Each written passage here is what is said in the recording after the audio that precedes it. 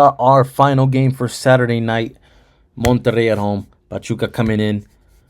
I'll be honest with you guys, 100%. This is the game that I have the least amount of lead on, or at least a read. I mean, this is the game that I have the least amount of read. I'm not exactly which direction I should be going in terms of, stats, goals, wins, draws, losses. I'm kind of just going to go with where I see the most value. I can get 2 out of the 3 possible results for even money in Pachuca draw on the double chance. I think a draw is more likely here just because Monterrey has not exactly been playing like their dominant self. Pachuca only has one game. It was against Santos. They handled their business, winning that game 2-1. Still doesn't tell us much. I think we need a little bit more games from Pachuca to be able to get a perfect read on them, but they're not a weak team by any means. They're kind of right there in the middle of the table. They've been playing some of these bigger tournaments. They played against Real Madrid before the Liga MX started. So, I mean, it's Real Madrid. You're not going to expect something big to come out of Pachuca, But they played their hearts out. Hey, I'm glad to see them representing us. Glad to see them representing Raza. Glad to see them representing the Liga MX out there in some of those bigger tournaments. And Monterrey, yeah, they have 2 draws in 2 games, so they're yet to win at home.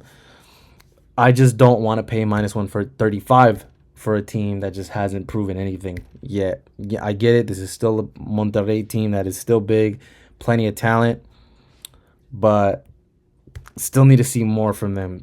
They're basically at a 50-50 right now as far as their goal average too. So in one game, Pachuca has a 2-1 win. Monterrey has not had a single win, and both of those games have been 1-1. So Monterrey is back at square zero, is what I'm trying to say. But both of these teams have been proven that they can get scored on. So I'm also gonna go ahead and roll with an over 2.5. I think at the end of it, somebody wins this 2-1. I don't know which side it goes, but if I can get a 2-2 draw, that'll be perfect for me. But at the end, that's kind of what bets I'm playing with this game. This is the game that I just have the least amount of actual prediction on.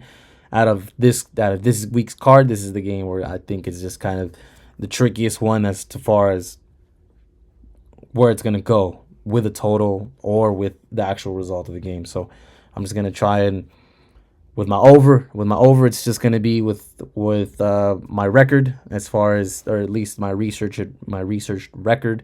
The over has been done in the last 4 seasons. That's where I'm gonna play my over in this one, and with this, and as far as the result, I get 2 out of the 3 results for +100.